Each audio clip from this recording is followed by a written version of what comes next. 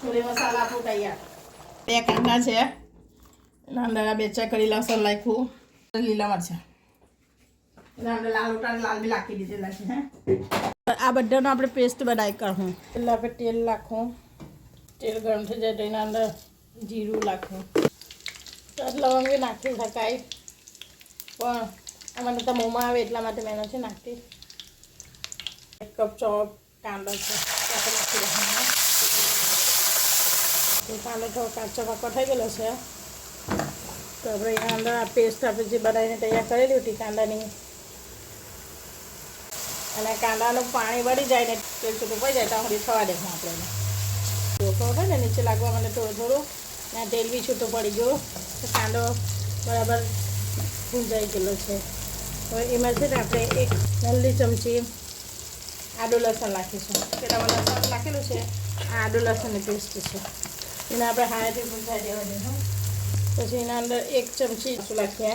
અડધી ચમચી હળદર નાખીએ આમાં આપણે બાફામાં મીઠું નાખેલું છે એટલે મીઠું હમણાં અડધી ચમચી નાખીએ પછી આપણે ચાખીને નાખીએ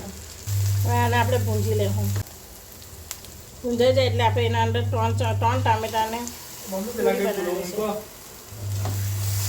તે નાખી દેવું આપણે કાળું નમક થોડું નાખવું આપણે કલર સારું 1 ચમચી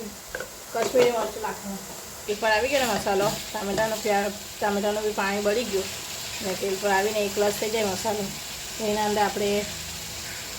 2 ચમચી જેટલો છોલે મસાલા નાખવાનો છે એટલે બીજો કોઈ મસાલો નથી નાખ્યો